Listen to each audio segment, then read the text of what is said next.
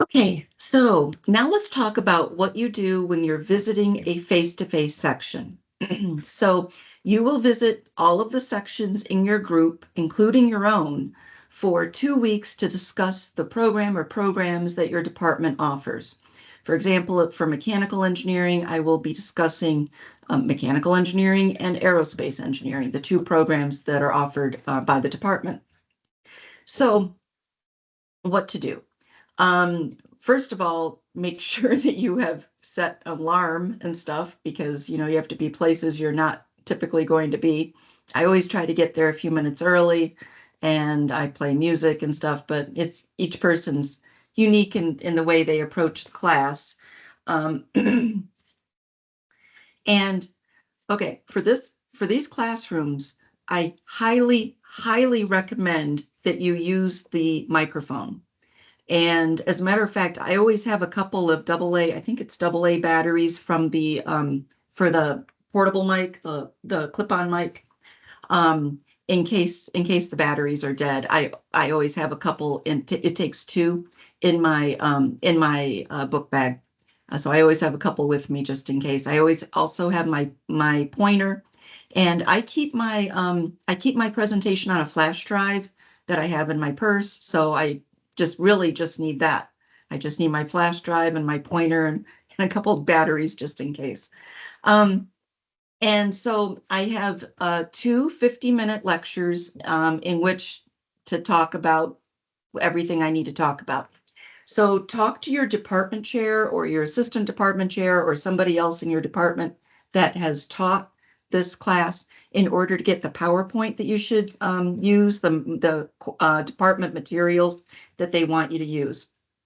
And I have my PowerPoint, and I have some embedded videos and stuff. I mean, I try not to make it so boring. The problem is this can be really boring. And remember, you are there to sell them for how awesome your programs are. So I find that coming in with some enthusiasm, it helps so much. And they should be excited about, what programs you're talking about. They might not know anything about your program, like systems engineering. They might not know, or mechatronics, they might not know anything about it. Mechanical, they usually know stuff about, but they, they've Googled, of course, they've Googled everything.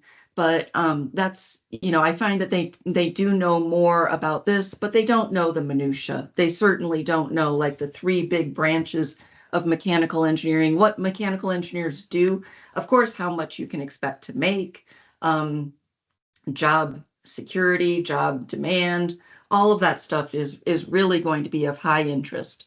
Um, so yeah, so use the microphone, and then I follow my PowerPoint, but I also give the impression to the students that I'm going off topic.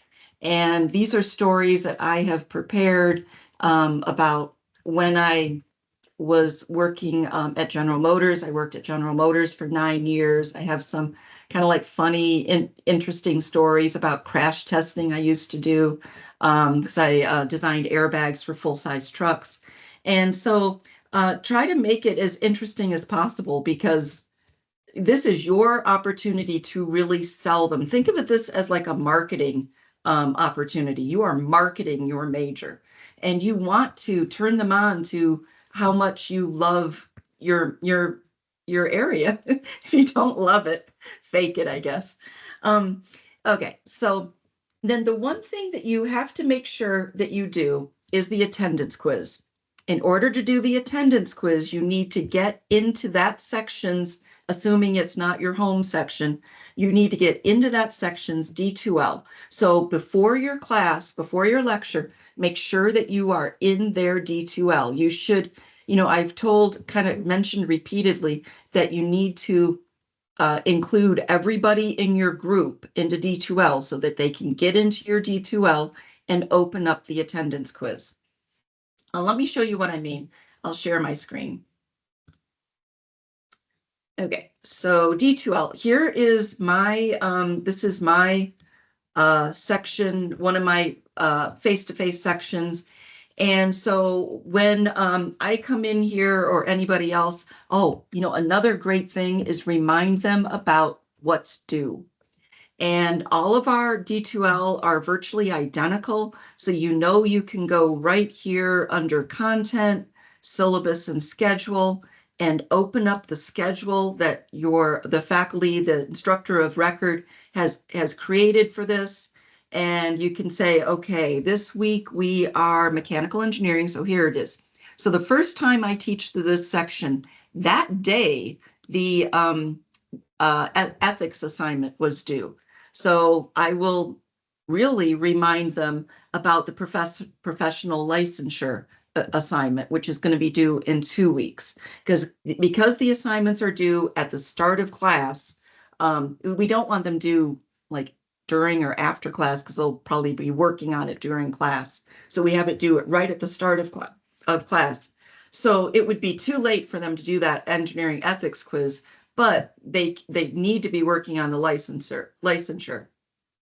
Okay, so I would tell them about that, and then going into going into quizzes. So then I go into quizzes, and I'm going to find whether it's my home section or I'm visiting. And remember, 5 out of 6 times you're visiting.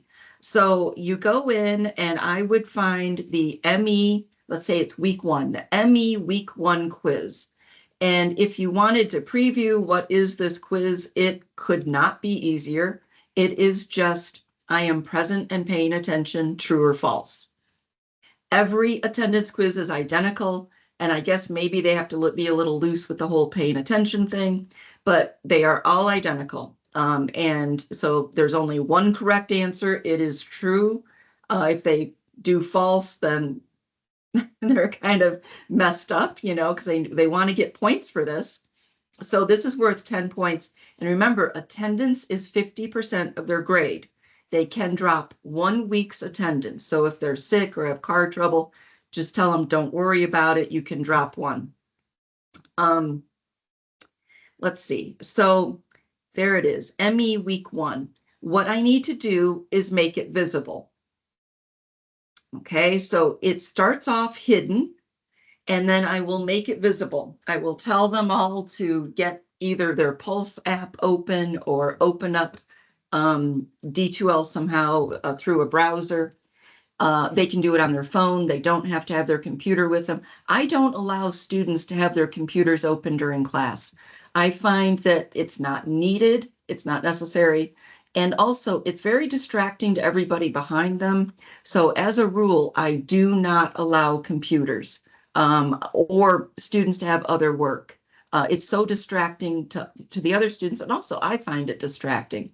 And so I recommend that you not allow them to have computers. So they can get into this through their browser. So now it's been maybe 60 seconds since I opened this up. You only want to give them just enough time to do it. Between say 60 and 90 seconds, keep telling them, okay, I'm going to close it now. I'm going to close it now. Wait till, everybody gets a chance to do it. If anybody's having a real serious problem, I guess maybe, help them after class. But it's such a simple quiz. It takes them longer to get in through Duo and get to D2L than it does to do the quiz. So you wait for them to all do the quiz, and then you make it hidden again. So don't forget to close the loop on this and make it hide from users. So we didn't used to do this, and our first semester, we had some pretty rampant academic dishonesty, where we had more students, say, you're teaching, you're like, my God, there's only half the students are here. But then you look at your quiz and it looks like everybody took the quiz. Well, the problem is that it was academically dishonest. And so that's why we have it available for only a very brief amount of time. I understand there are other ways to take attendance. And the first time we taught this, we tried the tapping cards. But remember, you only have 50 minutes. And getting everybody to tap in, that takes a while. You have 118 students. And so that can take a while. So I really think that this is the quickest way to do it. If you have any ideas on how to better do attendance, that would be great. But until we wouldn't change anything midstream, but at the end of the semester, between semesters, we could absolutely make a change if you think there's a better method. So you go in, you make it visible, then you make it invisible, you hide it again. And then afterwards, I almost always have a line of students waiting to talk to me. I answer questions, and I always promote different activities going on campus, different things like that. So that's what I do when I am visiting. All right. Let's stop sharing, and I'm going to turn this off. Bye.